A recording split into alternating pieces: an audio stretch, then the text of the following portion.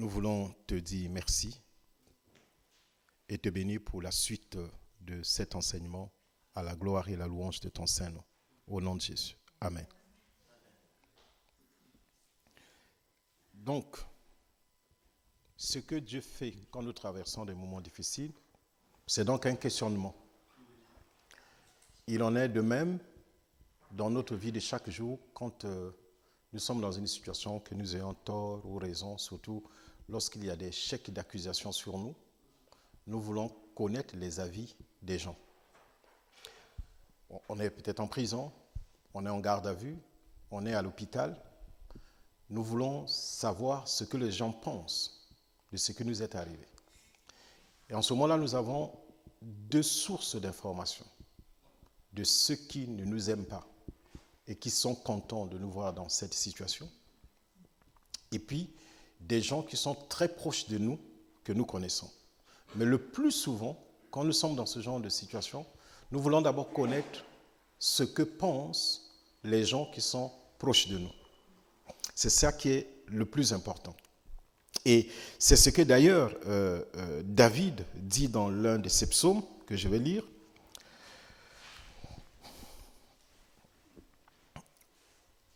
Alors, il dit, ce n'est pas un ennemi qui m'outrage, je le supporterai. C'est le psaume 55, à partir du strophe 13.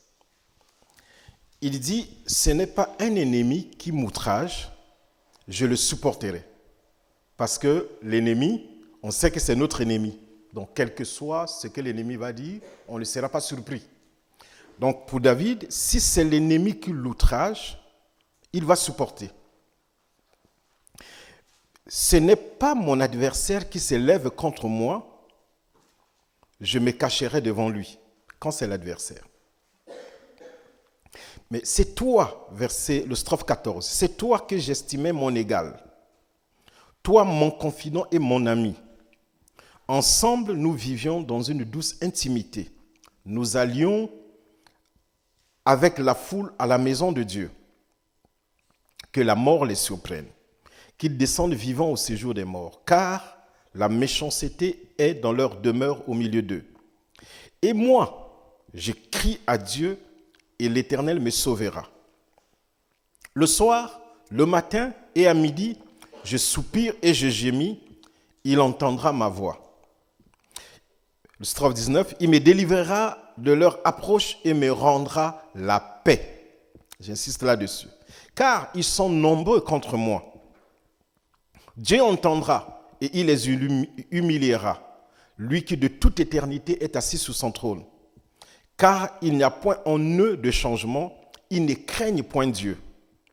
Ils portent la main sur ceux qui étaient en paix avec lui, ils violent son alliance. Sa bouche est plus douce que la crème, mais la guerre est dans son cœur. Ses paroles sont plus onctueuses que l'huile, mais ce sont des épées nues. Remets ton sort à l'Éternel et il te soutiendra. Il ne laissera jamais chanceler le juste. Et toi, ô Dieu, tu les feras descendre au fond de la fosse. Les hommes de sang et de fraude n'atteindront pas la moitié de leur jour. C'est en toi que je me confie. Il y a 4 figures dans cette prière ou cette chanson de David. 4. La première, c'est que David est en difficulté, sa vie est menacée. Il risque de mourir, l'on cherche à le tuer. Deuxièmement, David s'en prend à ses ennemis qui interprètent à leur manière ce qui lui arrive et qui sont aussi auteurs, n'est-ce pas, de toutes les calomnies et les faux témoignages qui se répandent dans la ville à son sujet. Troisième, David s'adresse à Dieu, c'est-à-dire il explique comment il s'attend à Dieu. Quatrièmement, David dit l'attitude qu'il veut adopter face à toutes ces situations. Première situation, ses ennemis sont en guerre contre lui. Deuxième, il les menace de mort. Donc il souhaite qu'ils meurent, qu'ils soient tous détruits. Il souhaite que Dieu puisse les détruire.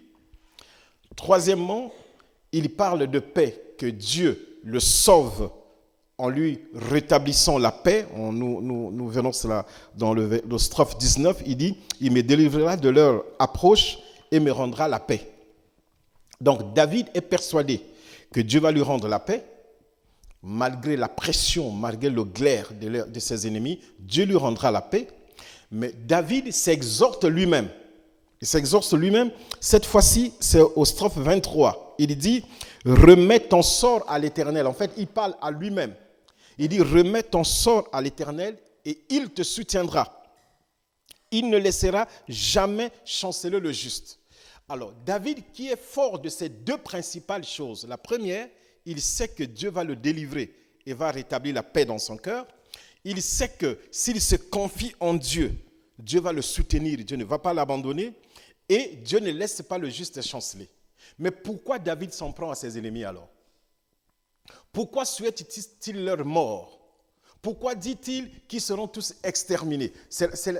Quand je m'étais converti, ça m'a un peu bousculé. Je me dis, bon, Dieu dit, ne maudissez pas. Dieu dit, ne souhaitez pas la destruction de vos ennemis.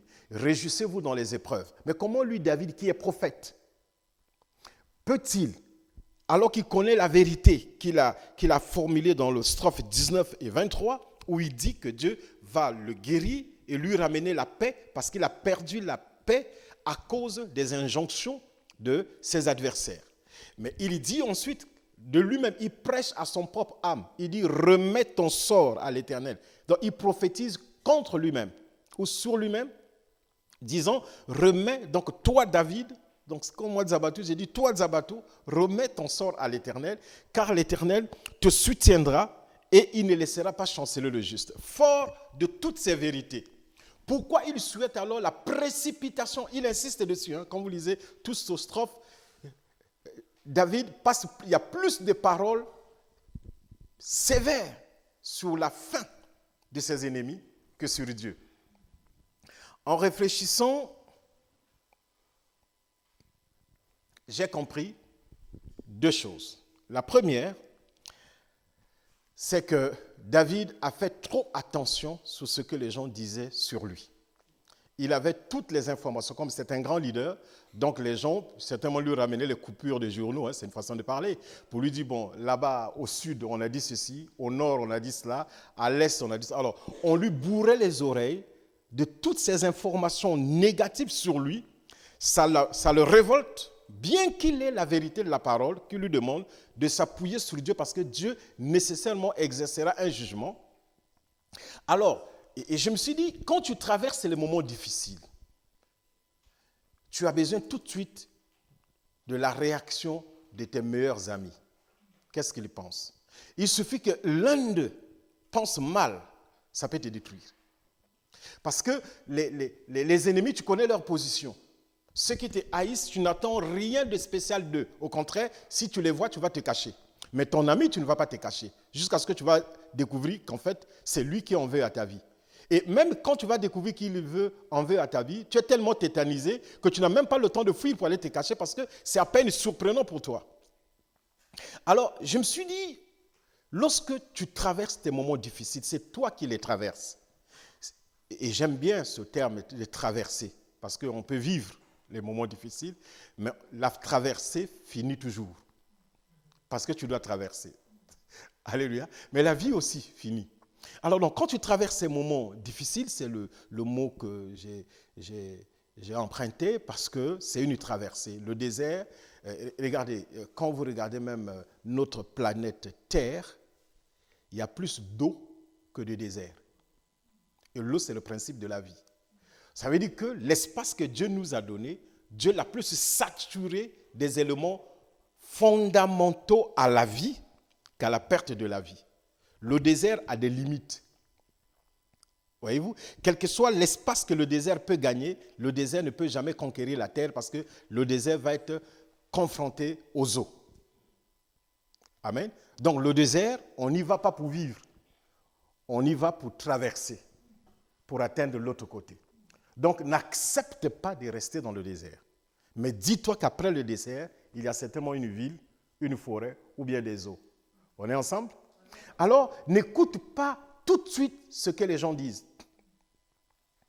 Même si tu as l'information qu'un tel a dit ça, un tel a dit, alors arrête, stop. Parce que ces choses peuvent t'amener, même si tu connais la vérité, ces choses peuvent t'amener à dire ce qui n'est pas important. Parce que quand tu te mets à dire, à souhaiter le mal à tes ennemis, c'est des paroles qui sont sorties de ta bouche, ta conscience a enregistré, ton subconscient a stocké, et ça va te perturber dans ton sommeil.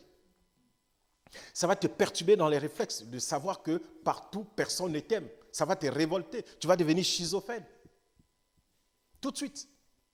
Mais par contre, si tu laisses les gens parler parce qu'ils ont une bouche faite pour parler, et ce n'est pas toi qui alimente leur bouche des paroles, tu n'es pas le principal fournisseur des paroles pour leur bouche, il faut les laisser utiliser leur bouche soit pour manger n'importe quoi, ou pour dire n'importe quoi. Mais toi, exerce ta bouche à dire des choses qui vont te frayer le chemin pour ton avenir et non te rappeler le mal que les gens font contre toi. Cesse de trop écouter ce que les gens disent parce que, s'il vous plaît, quand les gens se rendent compte que tu fais attention à ce qu'ils disent, ils vont davantage alimenter leur conversation pour te détruire. Donc, petit à petit, éloigne-toi d'eux.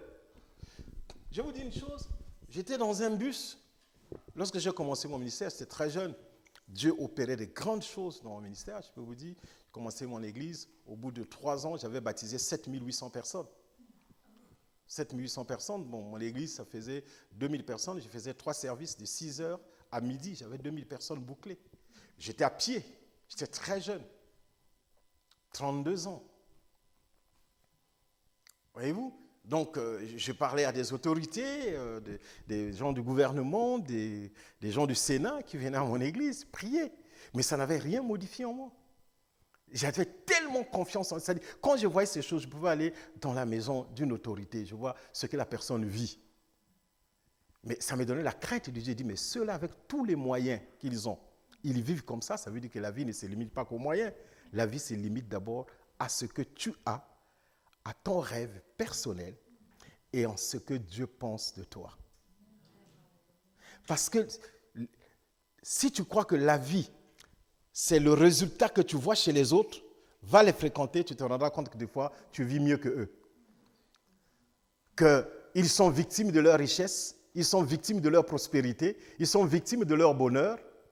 Mais toi aussi, tu es victime des fois de ton environnement, des choses que tu ne comprends pas, de savoir que la vie n'est facile pour personne, même pour celui qui a beaucoup. D'abord, quand quelqu'un a beaucoup d'argent, l'insécurité vient à cause de son argent. Tout de suite là, entre nous, ton téléphone sonne, là, tu es en train de m'écouter, là, tu es tranquille. Mais que ton téléphone sonne, tu t'excuses, tu vas dehors, quelqu'un te remet un sac de 500 000 euros. Tu reviens ici dans la salle, je crois que tu n'auras plus la même attitude. Je suis sûr que ton attitude va... Tu vas mettre le sac entre tes jambes, à un moment donné, tu vas le déplacer, tu vas le mettre à côté de toi, à un moment donné, tu vas le serrer parce que... Même si personne ne sait ce qu'il y a à l'intérieur, mais tu n'es pas tranquille parce que ces choses-là, ça peut te perturber. Alléluia. Alors, ces gens, ils ont beaucoup de moyens, mais ils ont peur pour leurs moyens. Et on veut... Il y a quelqu'un, je vous ai parlé de quelqu'un qui est aux États-Unis qui a fait... je ne sais pas si c'était 36 ans, qui a été condamné à tort. Maintenant, il a porté plainte et la justice lui a dit, bon, puisque tu as été condamné pour un crime que tu n'avais pas commis, maintenant, on a rendu un jugement pour lui, il a le droit de tuer 1 ou 2 personnes, sans aller en prison, parce que c'est le seul moyen de le dédommager. En fait, il a été condamné pour avoir tué alors qu'il n'avait pas tué. Maintenant, la justice lui a dit, pour te dédommager, on t'autorise de tuer quelqu'un. Et je vous dis, chers amis, alors, sur la toile, c'était maintenant, vous savez, les gens de l'imagination disent, mais alors, la principale victime, c'est qui? Alors, les internautes ont commencé à s'attaquer aux gens. Ils disent, moi, à ta place, je dirais à Bill Gates, ma victime, c'est toi. Et comme ça, il va te donner l'argent pour que tu le restes tranquille. Et la justice lui avait donné, je crois, 3 mois. Elle dit que tu as 3 mois pour commettre un crime. Comme ça sera ta récompense. Et en ce moment-là, tous ceux qui étaient riches avaient peur parce qu'il ne va pas s'en prendre de preuves. Amen. Alors donc, ces gens ont commencé à avoir peur à cause de leur richesse. Comme quelqu'un qui est riche a peur de la pauvreté. Et c'est pour cela qu'il a une certaine manière de s'approcher des pauvres. Mais il a peur que les pauvres le contaminent. Il a peur que les pauvres le contaminent. Alors, donc, première attitude, lorsque tu traverses des moments difficiles, ne te concentre pas sur ce que les gens disent sur toi. Que ce soit des amis qui se sont retournés contre toi, que ce soit des ennemis, sinon, au lieu de dire des choses positives sur ta vie, tu vas passer du temps à souhaiter le malheur à leur vie, alors que c'est exactement ce qu'ils ont fait contre toi. Tu n'es pas obligé de leur rendre l'appareil. Maintenant, à la fin, il dit, remets ton sort à l'Éternel, il te soutiendra parce que Dieu soutient toujours. Dieu soutient toujours parce qu'il est le premier à nous aimer. Il est le premier à nous connaître. La deuxième chose que j'ai retenue dans l'attitude de David au sujet de cette situation, on peut comprendre que les déclarations de David, et moi je suis persuadé que c'est cela, la déclaration de David sur ses ennemis, en fait, c'est un langage prophétique. C'est-à-dire, il a entendu ce que les gens disent de lui, et comme il était prophète lui-même, alors Dieu a mis dans sa bouche les choses qui vont arriver sur les gens qui le combattent, si seulement il ne s'occupe pas de ce que ces gens-là disent. Donc, en réalité, David a dit ces paroles pour nous édifier, pour nous rassurer que si les gens s'élèvent à tort contre nous, au lieu de s'occuper de leurs problèmes, ils s'occupent des nôtres. S'ils nous ont piégés, s'ils veulent voir notre vie mal finir, mais en réalité, ils sont en train de creuser leur propre tombe. La Bible dit, ne médite pas le mal contre ton prochain qui est assis innocemment à côté de toi. En le faisant, tu crées ton propre malheur. Quelle vie, quelle fin. Alors, donc, j'aimerais moi-même vous ramener quelques années en arrière, comme je l'ai déjà dit tantôt. Un homme est arrêté, c'est du nom de Pierre, dans Actes des Apôtres, le chapitre 12, à partir du verset 1, Actes des Apôtres, chapitre 12, à partir du verset 1, nous allons terminer au verset 5. La Bible dit que vers le même temps, le roi Hérode s'est mis à maltraiter quelques membres de l'Église. Quel temps? C'est le temps où les disciples sont persécutés. Dans ce même temps-là, Hérode, qui venait de commettre un certain nombre de crimes, va maltraiter les membres de l'Église et il fait mourir Jacques, le frère de Jean, qui étaient tous des pécheurs. Il le fait mourir par l'épée. Voyons que ce geste de faire mourir Jacques par l'épée était agréable aux Juifs, il fait encore arrêter Pierre. C'était pendant les jours des pains sans levain. Après l'avoir saisi et jeté en prison, il le mit sous la garde de 4 escouades de 4 soldats chacune, avec l'intention de le faire comparaître devant le peuple après la Pâque. Pierre donc était gardé dans la prison et l'Église ne cessait d'adresser pour lui des prières à Dieu. La nuit qui précéda le jour où Hérode allait le faire comparaître, Pierre, lié de 2 chaînes, dormait entre 2 soldats et des sentinelles devant la porte gardaient la prison. Bien, s'il vous plaît, essayons de réfléchir. Pierre est arrêté. Et Pierre sait que celui qui l'a arrêté est celui qui a décapité publiquement Jacques. Parce que Pierre, Jacques et Jean, ils sont parents. Donc, celui qui l'a fait arrêter est celui qui a décapité son cousin Jacques. Conscient de cela, quelle sera son attitude? Amen. Vous savez que celui qui vous a fait arrêter fait plaisir à la population qui ne veut pas de vous. Donc il est ami de votre ennemi. Et déjà, sans l'appui de la population, de son propre gré, il a fait décapiter publiquement ton frère. Maintenant, il a l'appui de la population qui sont tes compatriotes. Qu'est-ce qu'il peut faire de toi? Chers amis, en ce moment-là, quelle sera ton attitude? Quel sera le flux sanguin dans tes veines? Quel sera ton rythme cardiaque? Quelle alerte dans tes muscles et dans tes nerfs? Chers amis, il y a des gens, quelquefois, tu as l'impression que le ciel est tombé sur toi seul. Mais en réalité, si le ciel il tombera sur tout le monde. Amen. Il tombera sur tout le monde parce que tu n'as pas une portion du ciel pour toi seul. Il tombera sur toi seul comme la dalle d'une maison. Donc, personne ne peut échapper à une situation difficile. Tous, d'un moment à l'autre, d'un moment ou d'un autre, nous passerons par une situation difficile. Notre propre attitude est importante. Regardez maintenant ce qui se passe. Je vais vous énumérer 5 petites choses. La première, Pierre est jeté en prison. La prison, ce n'est pas une bonne chose.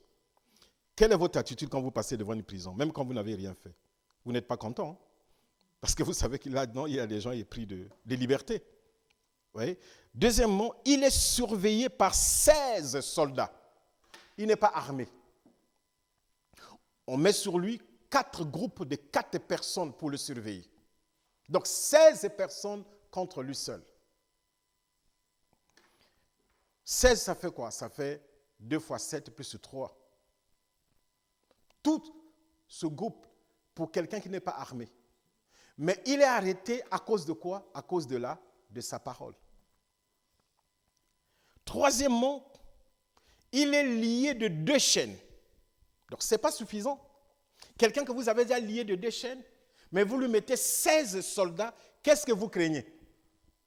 Non, je crois de tout mon cœur, quelles que soient les situations que tu traverses, tes persécuteurs connaissent ta capacité d'agir et de réagir.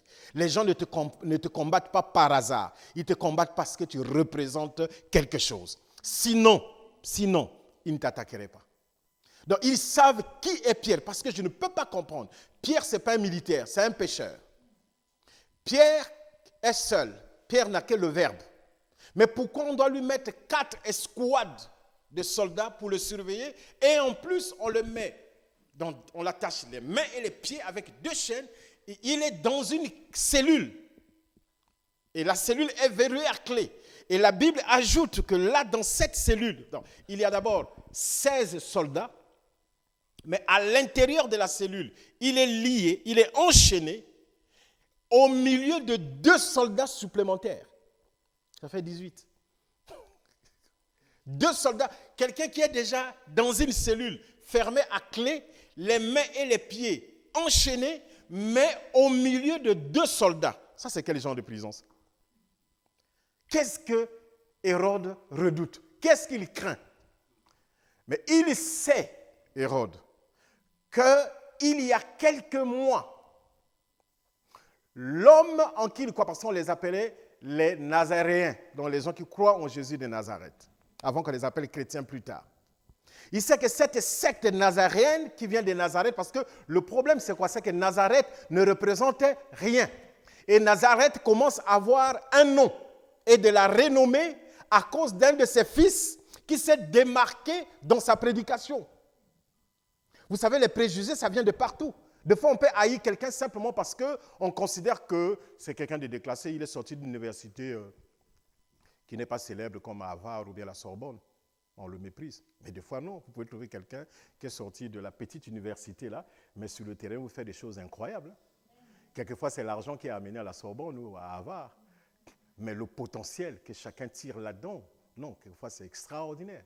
Non, s'il te plaît, refuse que les gens puissent te déconsidérer. Qui te déconsidère, ça c'est pour eux. Mais toi, tu ne rentres pas dans leur bourse.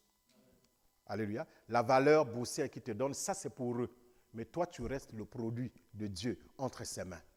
Tu refuses d'être évalué, ni d'être évalué par qui que ce soit. Ta propre évaluation, toi, tu la maîtrises. Tu peux ainsi donc compter sur le Seigneur. Donc, pourquoi ils ont peur? Mais parce qu'ils savent que l'homme qui prêche Jésus était mort, on l'a mis dans un trou, dans une cave, on se peut dire, une fosse comme ça, dans un rocher taillé, et puis on a mis une grosse pierre, mais le gars est sorti vivant. Ils se sont dit, alors, vaut mieux se méfier de ces gens. Alors, qu'on les 16 soldats, verrouillez la cellule, mettez-lui des chaînes aux pieds et aux mains, mettez 2 soldats à l'intérieur, et puis nous allons voir comment il va fuir. Oh, chers amis, ça c'est les calculs des hommes, ça n'a rien à voir avec les calculs de Dieu. On est ensemble? La Bible dit que lorsque les voies d'un homme sont favorables, agréables à Dieu, Dieu prépare même, dispose les cœurs des gens d'être favorables à lui. Donc même là où on te rejetait, les gens t'acceptent. Je te dis, je vais prier pour toi. Je vais prier pour toi. Après avoir écouté ce message, il y a des endroits où on t'avait refusé, on va te rappeler.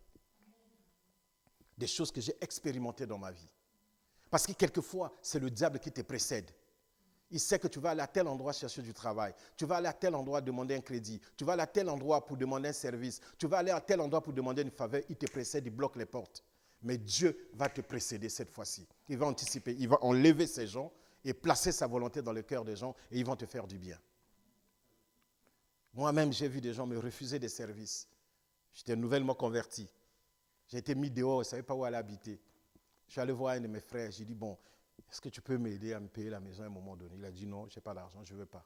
Je suis reparti chez moi. J'ai jeûné pendant 21 jours. Je reviens avec le préavis. J'ai dit, bon, grand frère, je suis revenu là. Le préavis, regarde le préavis qu'on m'a donné là. Ah bon? Oh, c'était comme ça? Non, écoute, trouve une maison, je vais payer pour toi. La même personne, 21 jours après. Qu'est-ce qui a agi? C'est le ciel qui a opéré en ma faveur. Pas Dieu, parce que Dieu a le pouvoir de modifier les dispositions des cœurs des gens. Alors il faut croire en la prière. Même si tu ne sais pas prier, tu sais au moins parler. Dis Seigneur, aide-moi. Les grandes prières de la Bible, ce n'est pas des prières faites pendant 10 heures, 15 heures du temps. C'est des prières dites par la foi, simplement. La femme qui est allée toucher le corps de Jésus, elle n'a pas gêné pendant des années. Elle a simplement dit, si seulement je pouvais toucher son vêtement, je serais guéri. Ça dure combien de minutes? Je répète, mettez un chronomètre. Si je pouvais toucher son vêtement, je serais guéri. Combien de secondes? Elle a été guérie, s'il vous plaît. C'est une question de foi. Alors, donc, 1, il est jeté en prison. 2, il est surveillé par 16 soldats. 3, il est lié de 2 chaînes. 4, il dort entre 2 soldats. 5, des sentinelles devant la porte. Maintenant, ce que je n'arrive pas à comprendre, relisez avec moi. Relisez avec moi le verset 6 de ce chapitre. La nuit qui précéda le jour où Hérode allait le faire comparaître, Pierre, lié de 2 chaînes, dormait. Je vais vous poser juste une question. Est-ce que c'est normal? Il est lié de 2 chaînes. Il y a 16 soldats. Il y en a des sentinelles devant la porte. Il y en a 2 soldats dans la cellule. Et il va comparaître demain. Il sera en face de celui qui a fait décapiter son cousin. Donc, il court le risque, comme il y a l'appui du public, d'être aussi décapité. Mais le monsieur dort. Est-ce qu'on peut avoir sommeil dans pareilles circonstances? Il n'a pas d'été d'oreiller. Il n'a pas de matelas, pas de couette, pas des écouteurs pour boucher les oreilles contre le bruit. Mais le monsieur, il dort. Alors je me dis finalement, le sommeil obéit à quels critères? Alors je sais qu'il y a des gens, pour n'avoir pas seulement perçu son salaire, il a perdu le sommeil. Parce que quelqu'un lui a dit, je t'aime plus, pendant 1 mois, il perd le sommeil. Parce qu'on lui a refusé un crédit, pendant 2 ans, il n'a plus le sommeil. Parce que depuis un moment, il cherche de travail, il n'en trouve pas, il a perdu le sommeil. Parce qu'on l'avait rassuré que, madame, monsieur, revenez dans 1 mois, nous allons vous embaucher. Il revient après 1 mois, on lui dit non, il n'y a toujours pas de place, il perd le sommeil. J'étais en train de lire une blague à l'internet, je ne sais pas si les gens l'ont lu. Un monsieur a écrit un service à la main. Il dit, bon, monsieur le directeur, j'ai appris que le responsable, je ne sais pas, le directeur, ce n'est pas des ressources humaines, est décédé. J'ai participé même à ses obsèques Parce que chaque fois que j'ai fait des demandes, vous m'avez dit qu'il n'y a pas de place disponible. Maintenant, j'ai la preuve que le monsieur est décédé.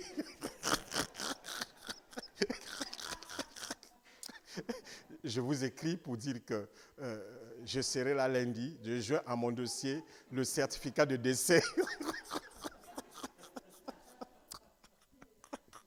Je me dis, mais dis donc, il y a des gens qui savent se battre. Et puis, il y a un autre qui répond à la lettre, la demande qu'il a faite du travail. On lui a dit qu'on a rejeté votre demande. Et il répond, il dit, monsieur, je refuse d'accepter votre rejet parce que j'en ai trop accepté et parce que chaque fois que j'accepte, je suis pris pour un idiot. Je vous écris pour vous dire que je refuse votre rejet. Je serai là lundi pour commencer mon travail.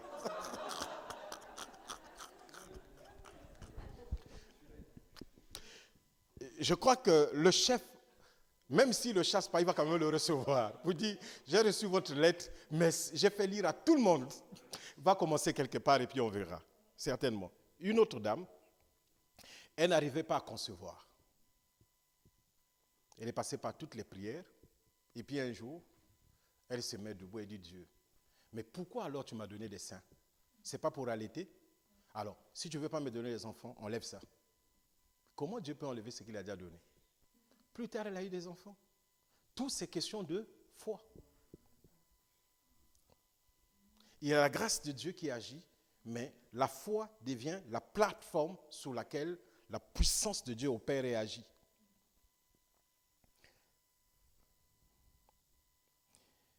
Mais répondez à ma question, s'il vous plaît.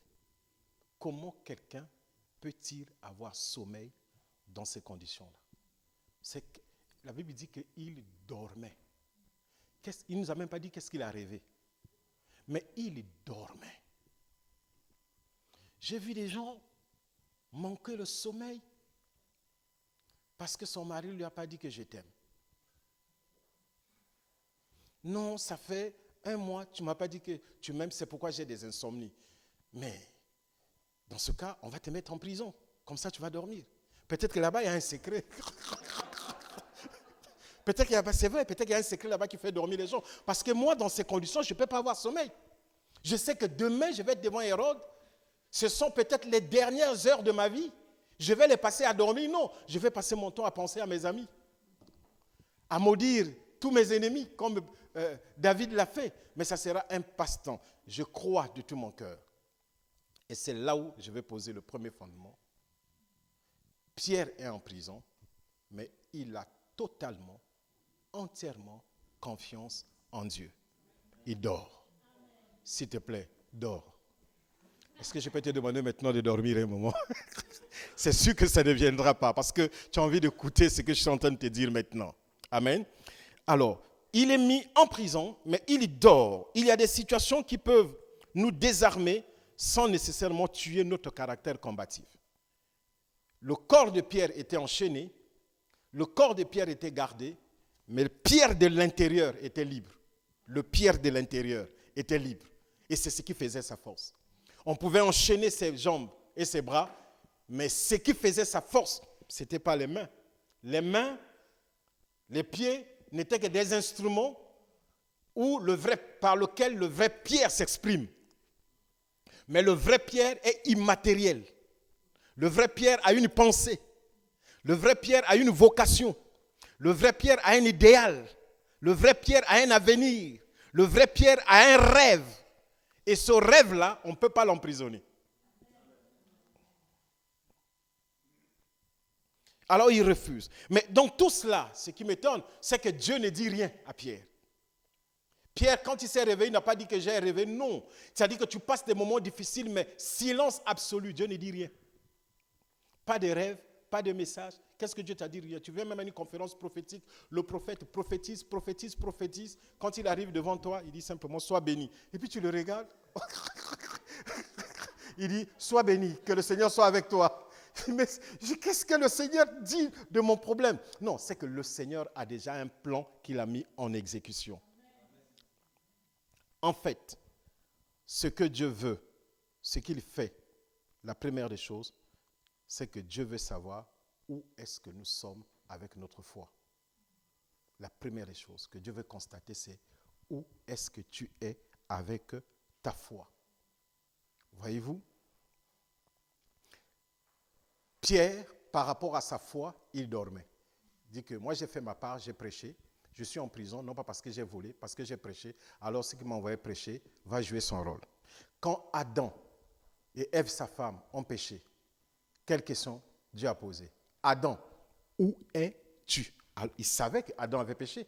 Il n'a pas commencé par dire à Adam, qu'est-ce que tu as fait? Il a d'abord demandé à Adam, où es-tu? Maintenant, à la réponse d'Adam, Dieu va lui dire, qu'est-ce que tu as fait? Tu as donc mangé le fruit. Voyez-vous? Donc, ce qui est important pour Dieu, ce n'est pas d'abord ce que tu as fait, mais c'est là où tu es après avoir fait. Tu as péché, tu t'es mal comporté, tu as été rejeté, mais comment tu as réagi? Tu te trouves où? Est-ce que tu es descendu des échelles ou bien cette situation t'a permis de rester là où tu es, de réfléchir et de régénérer tes dispositions afin de tracer une nouvelle ligne de démarcation? Ou bien tu as laissé la situation, le geste, l'acte que tu as fait t'écraser au point de perdre ta vie? Non, ce n'est pas ce que le Seigneur veut. Le Seigneur veut savoir où es-tu. Regardez s'il vous plaît. Nous avons l'histoire de Lazare. Les gens, vous avez cela dans Jean 12, à partir du verset 1 jusqu'à la fin. Lazare est malade. Les deux sœurs de Lazare envoient un message à Jésus. Et vous savez, ça peut prendre du temps. Il n'y a pas de téléphone, il n'y a pas de fax. Et les déplacements se font à pied. Les distances de plus de 50 km, il faut un cheval. Parce que les ânesses ne peuvent pas faire comme ça, du coup, plus de 50 km. Donc, les émissaires qui sont partis, ils ne savent pas exactement où est Jésus. On sait qu'il a pris la direction peut-être du nord, du sud, de l'est. Donc, essayez de le retrouver. Quand il a dit, non, il était là hier, il est parti. Non, il était là avant-hier. Jusqu'à ce qu'on va le trouver, il vient lui dire, écoutez bien, ils disent à Jésus, Lazare, ton ami, est malade. Pourquoi ton ami? C'est pour le prendre le sentiment. Parce qu'il savait qu'il aimait Lazare. Si on dit simplement Lazare est mort, non. Il dit Lazare. Et quelquefois, les attributs sont très importants dans la vie. Vous savez, il y avait un homme qu'on appelait Timée, le fils de Timée, Bartimée. Il était aveugle. Chaque fois qu'il voulait aller vers Jésus, il n'y avait personne pour l'amener. Et puis il a dit non. Tout le monde criait Jésus, Jésus, Jésus, sauve-moi. Lui, il dit non. Il faut que j'ajoute un attribut. Il dit Jésus, fils de David. Depuis là, personne n'avait parlé de sa généalogie. Jésus s'arrête, fils de David. Il se retourne parce que la promesse qui s'accomplit en lui, c'est la promesse faite à David que le sceptre ne s'éloignera pas de ton trône. Qu'il y aura toujours un de tes descendants sur le trône. Et Jésus vient en tant que fils de David. Et quand il a dit fils de David, Jésus s'arrête, il va vers lui. Et là, tous ceux qui faisaient obstacle à lui disent, va, il te cherche. Ceux qui l'ont empêché d'aller voir Jésus. Chers amis, c'est très important, la connaissance et la maîtrise de la parole. L'on dit à Jésus, Lazare, ton ami, est malade. C'est tout, hein? On ne l'a pas dit de venir. Mais les gens savent qu'en donnant ce détail, vu le niveau de relation et d'amitié, Jésus va tout arrêter et revenir. Mais Jésus, au lieu de revenir, il a continué à avancer. Ça veut donc dire qu'au point où il était, s'il fallait qu'il revienne, ça devait prendre 2 jours. S'il avance, donc le nombre de jours va augmenter. Au lieu de revenir, il a avancé. Et puis, les gens sont surpris, ils disent, attends, Lazare, vous savez quand vous êtes avec quelqu'un, vous voyez comment il traite ceux qui étaient avant avec lui. Vous dites, ah non, mais s'il a fait ça à un tel, donc moi aussi un jour il va me le faire. Il savait que Lazare, c'était son ami. Alors, à l'annonce de la maladie grave de Lazare, Jésus ne part pas, mais finalement, nous, on représente quoi alors? Alors, il dit, mais attends, il y a Lazare là. Il dit, non, la maladie de Lazare ne mène pas à la mort. Comment ça? Mais puisque c'est le même qui va dire après que Lazare est mort. Il avance et puis, sans qu'on lui annonce, il dit aux autres, repartons. Or, les mêmes qui ont demandé pourquoi il n'est pas reparti, lui disent, pourquoi tu veux repartir? Alors, Thomas va dire, allons mourir tous avec lui. Parce qu'il savait qu'il venait d'échapper à la mort à côté de Jérusalem. Donc, dans ce territoire de Judée, il ne fallait pas pour lui repartir, parce que Béthanie est en Judée. Alors Jésus dit, on va partir, notre ami Lazare dort et je vais aller le réveiller. Ils disent non, mais s'il dort, quand quelqu'un dort, il finit toujours par se réveiller. Donc il va se réveiller. Il ne comprenait pas, il dit, écoutez, Lazare est mort et je vais aller le ressusciter. Alors c'est comme ça qu'ils prennent le chemin du retour. Il arrive, ça faisait 4 jours que Lazare était mort. Maintenant, posons-nous la question de savoir, le temps que Jésus revienne, qu'est-ce que se disait à la veille? Qu'est-ce que l'on pensait de Marie et de Marthe? Qu'est-ce que l'on pensait de celle qui avait pris 1 année de travail? Elle avait un parfum de valeur de plus de 300, enfin c'était 300 jours de travail. La valeur de ce parfum. 300 jours de travail, elle a versé sous la tête de Jésus. Maintenant, son frère meurt, Jésus ne vient pas. Vous savez qu'est-ce que les gens ont dit? Et quand c'est comme ça, vous savez, nous sommes dans une société où les gens chuchotent beaucoup. Eh bien voilà, leur regard, il n'est pas là. On vous dit que c'est compliqué la vie. Les religieux, là, c'est des gens très dangereux. Vous donnez tout votre argent et puis après, le jour que vous avez besoin d'eux, ils ne sont pas là. Il a appris d'abord qu'il était malade. Il n'est pas venu. On lui a envoyé des émissaires. Il n'a renvoyé personne. Il n'a rien dit parce qu'il n'y a pas eu de réponse. Il n'a rien dit. Et puis, finalement, il le voit sortir. Il dit, ah, il est quand même là. Mais c'est bien. Donc, il a attendu qu'il meure pour venir aux obsèques. Comme ça, il dira que ce n'est pas de ma faute. Vous savez, et vous qui vivez cette foi, comment vous vous comportez? Le Seigneur est revenu. Vous savez quelle a été sa question? Il a dit, où l'avez-vous mis? Ça veut dire, où est Lazare? Donc, Dieu cherchera toujours où est-ce que tu te trouves par rapport à ta foi devant la situation qui te persécute. Là où tu te trouves, ça va déterminer le reste qui va arriver. Quand on lui a montré là où se trouvait Lazare, il a sorti Lazare. Quand Adam a dit « Je suis nu, je me suis caché », Dieu l'a habillé.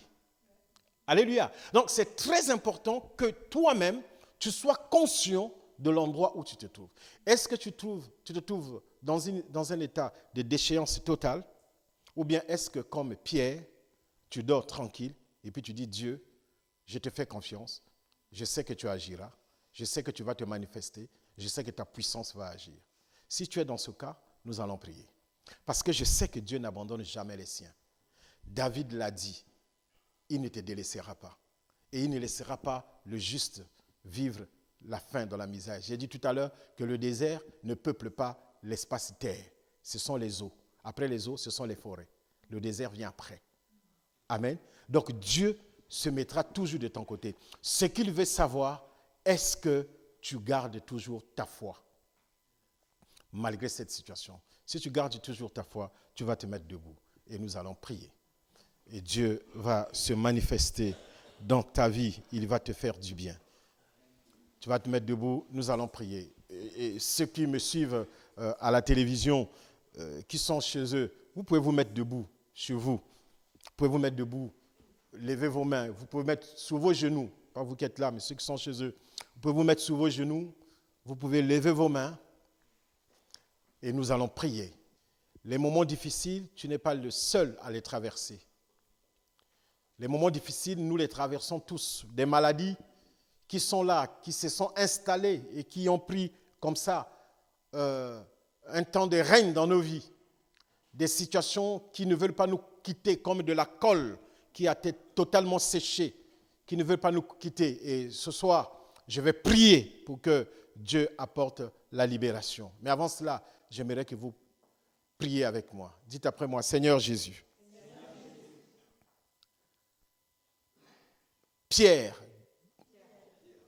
quoique lié au milieu de 2 soldats, en prison, il a dormi. Dormir pour Pierre était une preuve qu'il te faisait confiance, qu'il s'attendait à toi, qu'il comptait entièrement sur toi. Tu as dit à Adam, où es-tu? À Lazare, tu as dit, où l'avez-vous mis? Et Pierre était en prison, au milieu de ce silence de ta part. Mais pourtant, tu étais en train d'agir, parce que ton plan était à l'œuvre. Seigneur Jésus, je confesse de tout mon cœur, je suis ta priorité sur cette terre. Tu fais attention à toute ma vie, au moindre détail. Tu connais mes attentes, mes angoisses, mes craintes, mes peurs. Ils sont là, exposés devant toi. Tu me connais du haut en bas. Tu me connais de gauche à droite. Tu sais tout ce qui trame autour de moi. Mais au-delà de cela, je suis rassuré et confiant que tu ne m'abandonneras pas. Tu ne me délaisseras pas. Ma vie est sous ton habitacle, sous ton onction, sous ta sécurité. Je suis rassuré qu'il y vente, qu'il y neige, qu'il y pleuve, qu'il y ait du soleil. Tu restes et demeures mon Dieu. Tu agis en ma faveur. Tu interviens à mon avantage. Rien ne va m'arrêter. Rien ne va me ramener vers le bas. Je suis déterminé à aller au bout de ma course par la puissance de ton esprit. Seigneur Jésus, je suis ton enfant. Exauce-moi. Aie pitié de moi. Regarde là où je suis et agis en ma faveur.